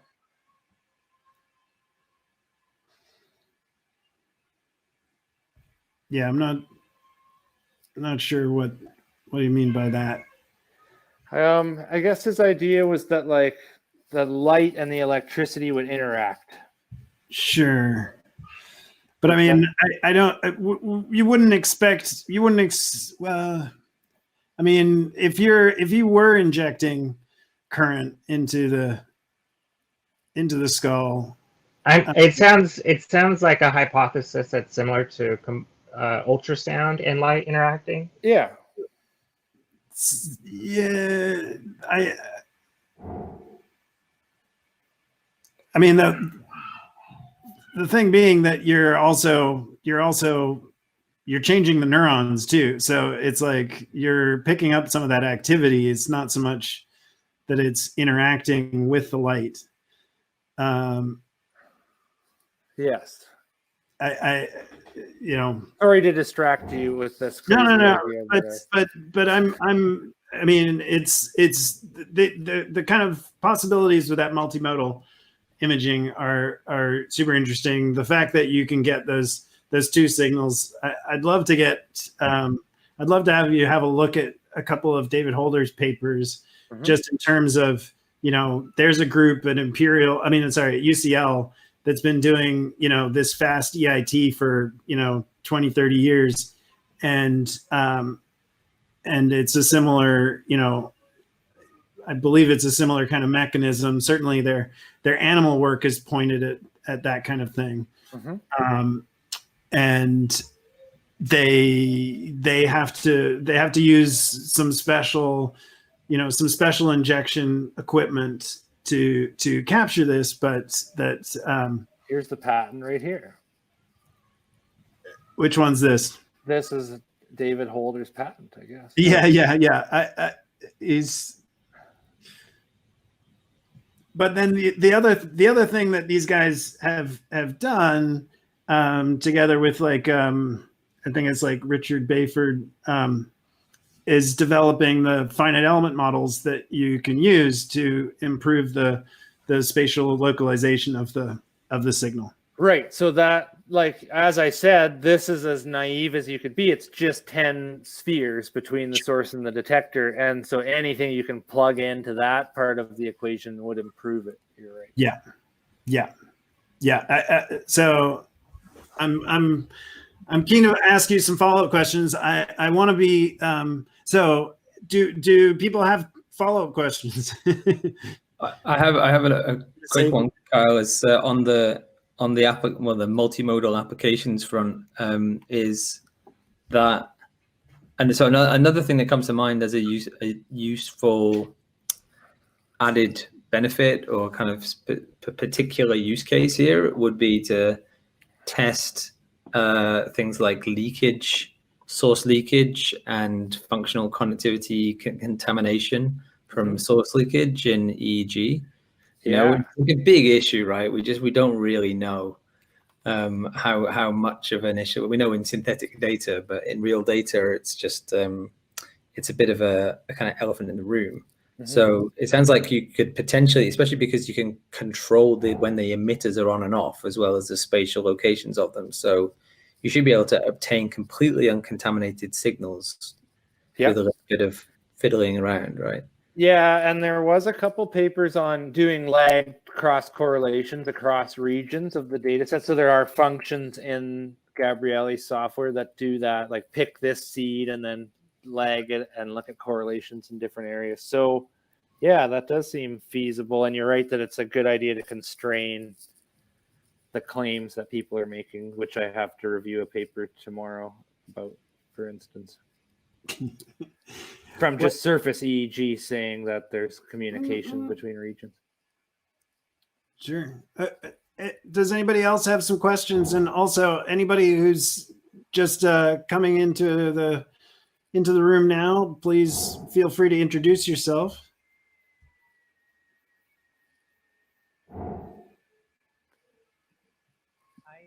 I just want to know, Kyle, like you're talking about the big expensive systems you use to do the optical measuring, but I remember in class once you were talking about doing it with just an iPhone camera. How did that work? Yeah, so that was measuring near, so it's just trying to measure the intensity of the light, and it works the same way I guess your watch would work, or the Muse headband could work, in that it shines light from a source into the head and then measures with a camera that's a couple centimeters away the light that's coming out of the skin. And the trick was to put like a electrical tape right on top of where the light source was, so the really, really bright area right in the middle was blocked, and it was only the periphery that had light coming out. And then turn off all the lights, and you can just see like a little illumination coming from around the outside of the head. Okay, so it was like is it, just so I remember, the near signal is the slow one? Right, like yeah. Yeah. Right, so it's just going to measure slow changes in blood flow and not these faster signals, which would be much harder to do at a distance, but still not, should never say it's impossible.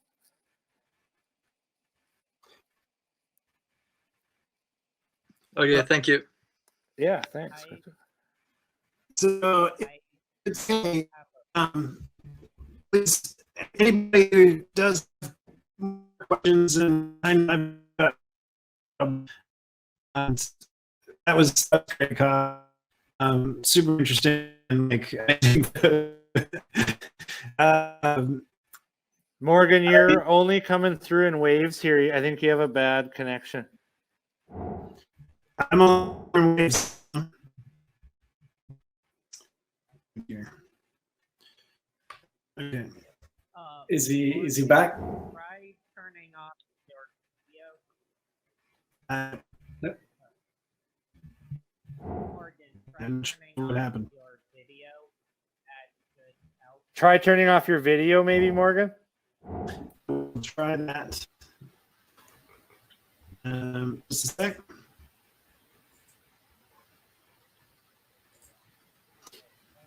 Yeah, so can you hear me, Kiko?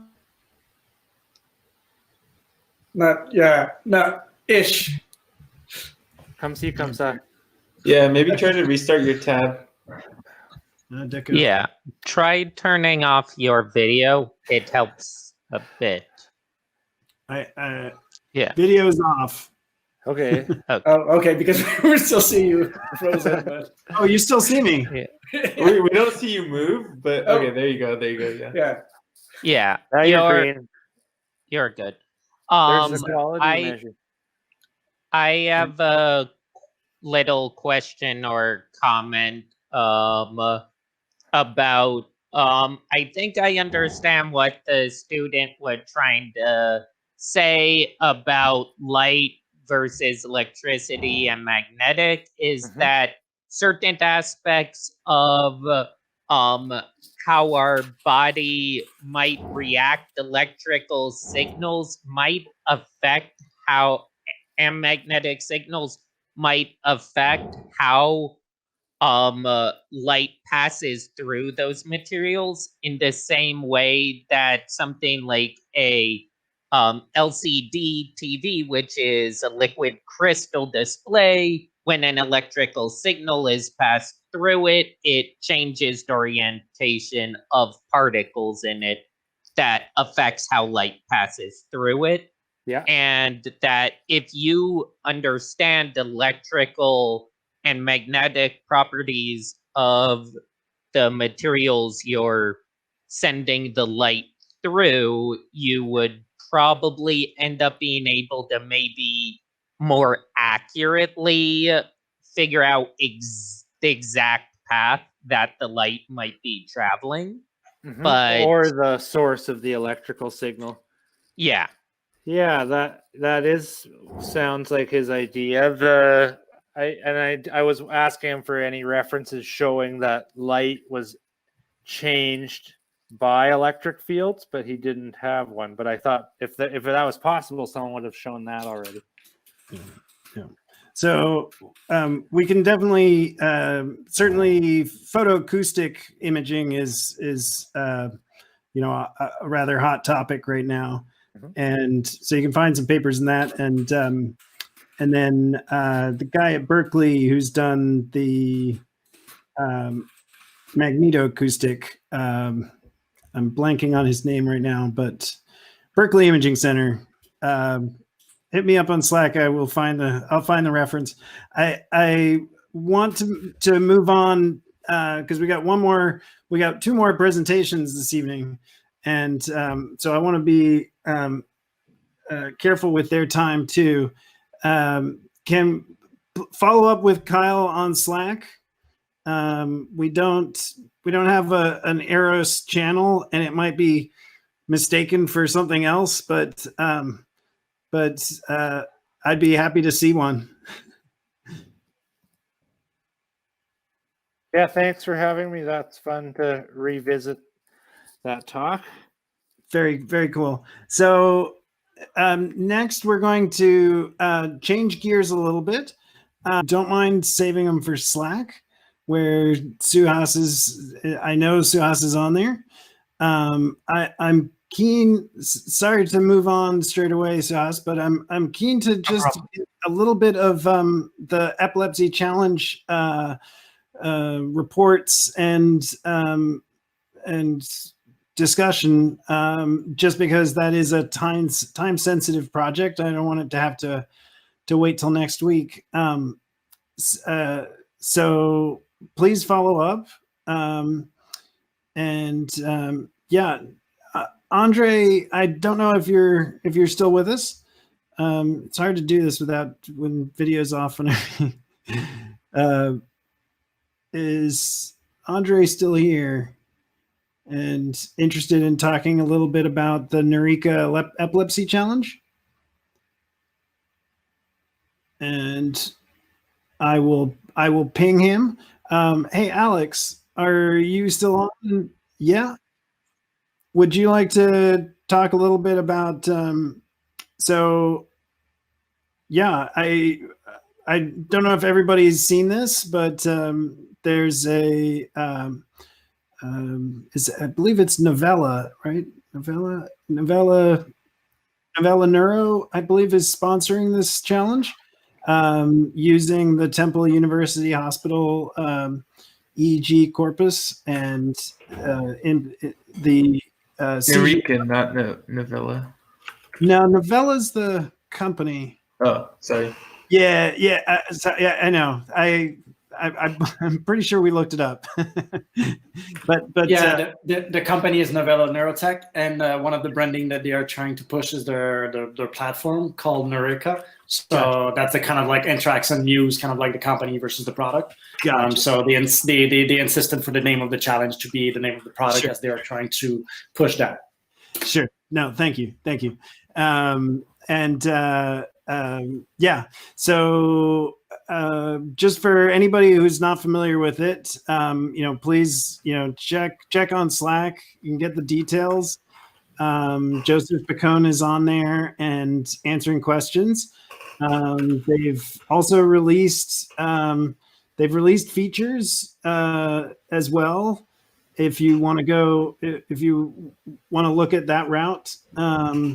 But I believe Alex is going to show us some work interfacing with some deep learning packages or nets. Are you able to share? Okay, sorry.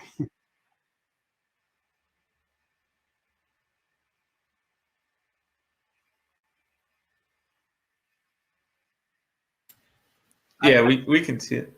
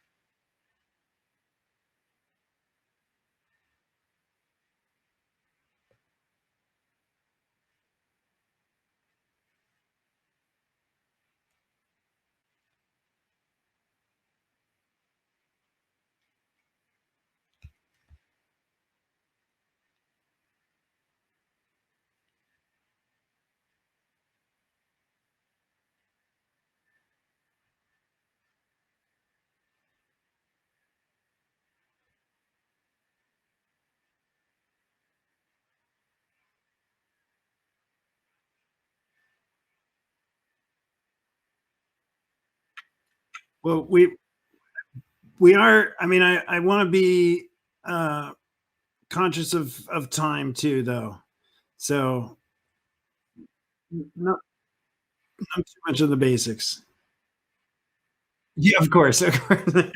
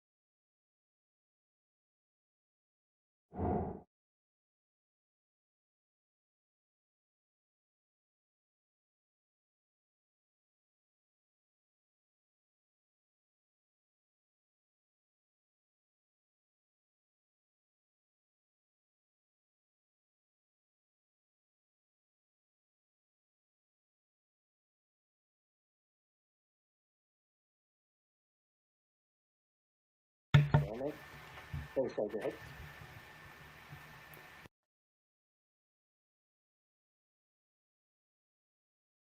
Want to experiment with it or potentially use it as, you know, experimentation platform for the Neureka client.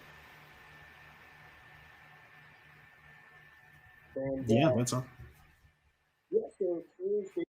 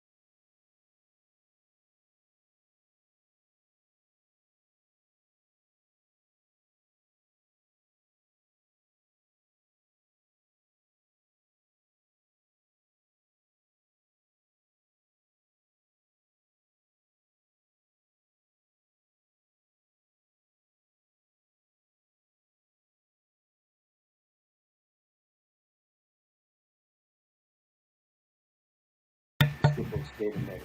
Sure. But yeah, as you look at the parameters,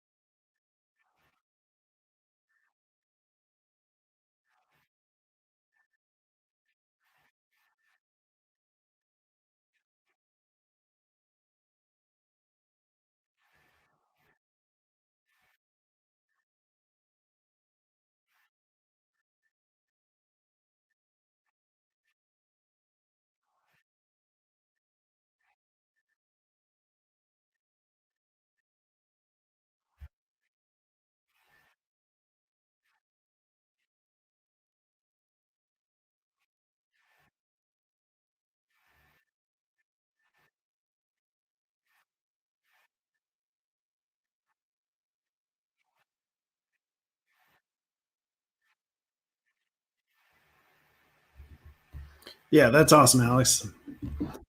And now, are you reading in the annotations too?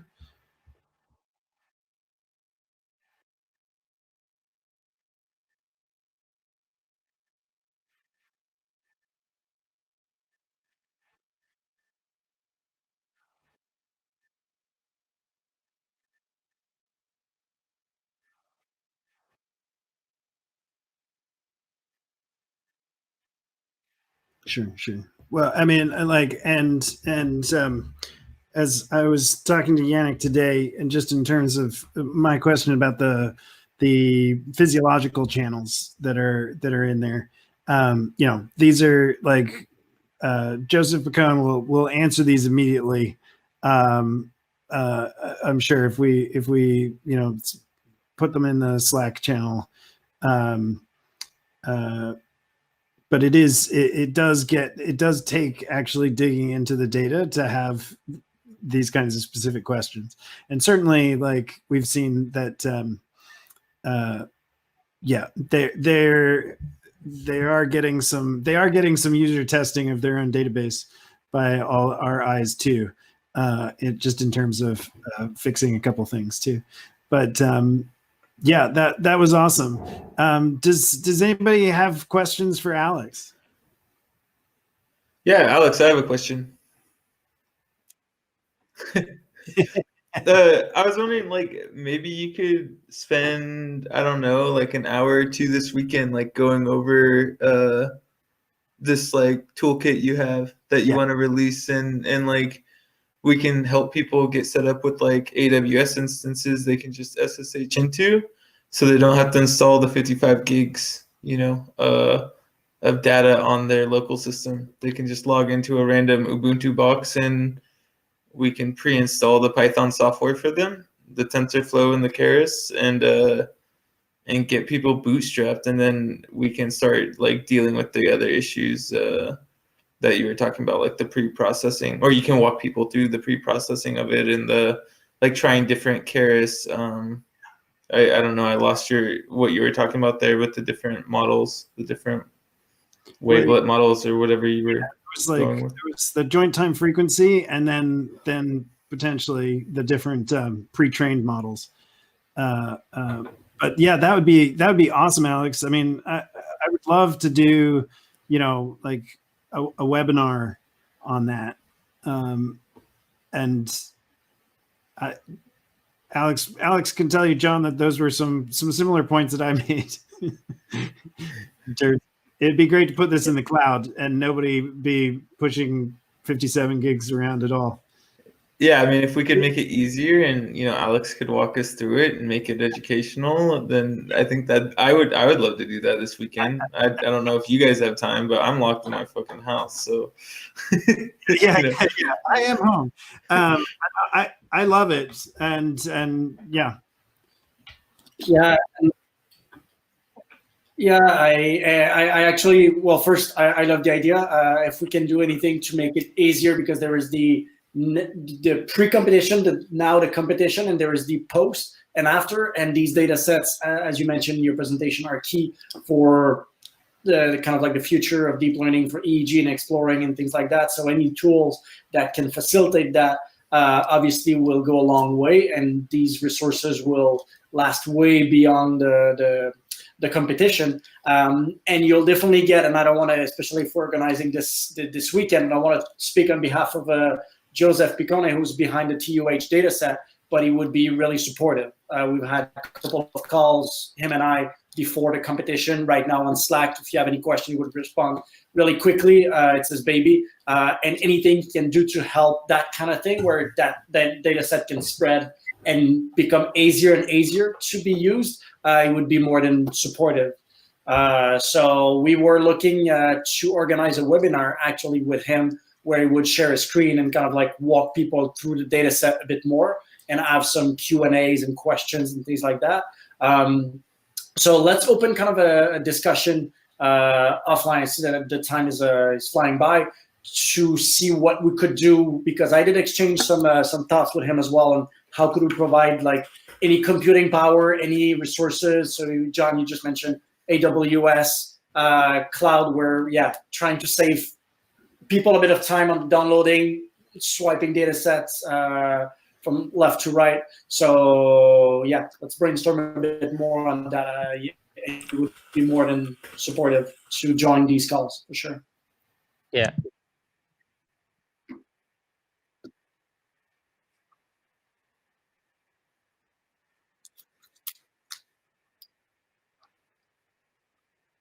Yeah, did you download the whole thing? Because for me, with the rsync on just that data set, I went like 3 hours. I do have a good connection at home, but